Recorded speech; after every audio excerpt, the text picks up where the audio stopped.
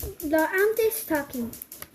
It was Christmas night and Mr. and Mrs. Russell were excited, as were their twins, Sam and Charlotte, who were displayed their names, both girls. Samantha Charlotte was Charlotte, but they never called those names. They were always called Sam and Charlotte. They were also always twins, both having been born on June the 21st, Midsummer Day, 7 years before.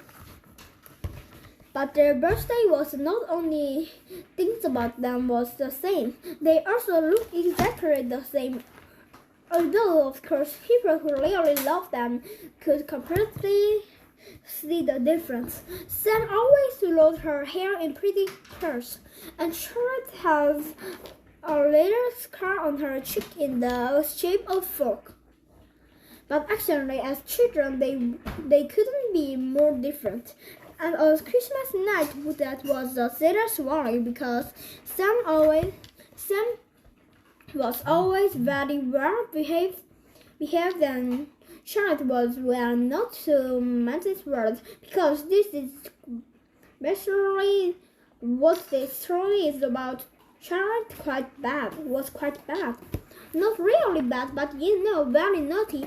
Interesting in being urgent. Quite even very grumpy, not very fond of telling the complete truth, but very fond of eating sweets, making a fishy locket, having too much fun. Her parents, of course, still loved her to bits, loved her as much as Sam, because that's what parents do. But for instance, her teachers found her very annoying because she was pretty naughty at school, and her next door neighbors hate her because she was very naughty at home. And shopkeepers didn't like her one bit because she ate a lot of their sweets and very rarely paid for them. Anyway, it was Christmas night and usually the family was out, which was just great. Then Daddy laid them the night before Christmas, which was very good. And how the Grinch stole Christmas, which was even better. Then Mom sat at the piano and made them all sing Santa Claus is coming to town. As always, when they got to the bit about Santa knowing whatever you'd been good or bad, everybody couldn't help looking for just a moment in Charlie's direction. Because this is a warning, there was no way Santa would know that Charlotte has been off to this year. But as usual, when got it late, the children put out their stockings at the end of their bed and left a mini pie, a tangerine, and glass of pour for Santa by chimney, and then headed off very excited to bed. And Charlotte said to her bed, Daddy, do you think Santa will bring me anything this year?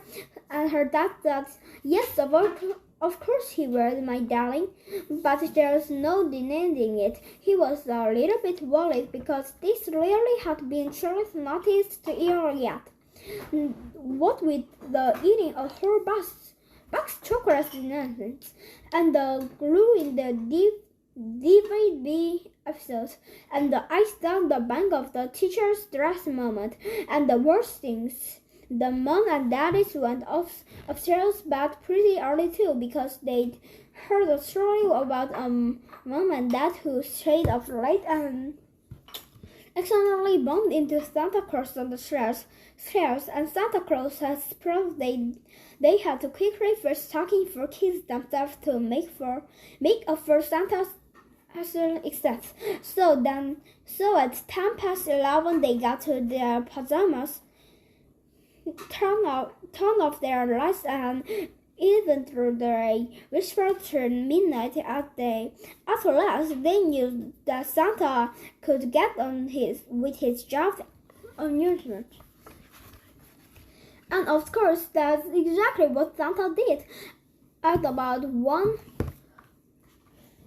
1:05 in the morning, he arrived in Frankfurt, Spain, in a very good mood because he was getting quite near home.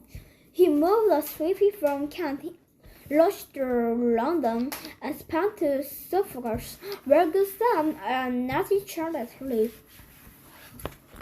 He landed by Grampian Place, the Hungry Reindeer, near a tasty ham. By the way, look out for that next year. If you get a garden, you normally find that a bit of it hasn't been that much in Christmas morning, and then headed down the chimney into the living room.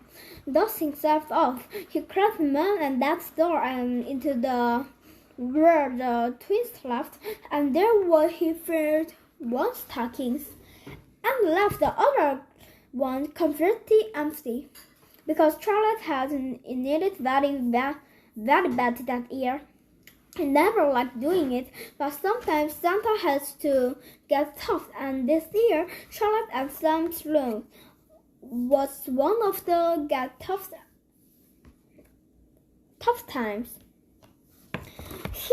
He then left their rooms quickly, drank a bit of tea, grabbed the whole children and the pie he swept off the chimney and headed on, and left the house thoroughly there. Mom and Dad had no idea terrible thing just had happened. Neither did Sam or Charlotte. One stocking hung light and empty, and the other swung was with the weight of all the wonderful present. For 3 hours nothing moved, not even a mouse or a fox or an owl or a badger. The end. 안녕히 계세요. 이거 두 번째 하는 건 내일 올릴게요.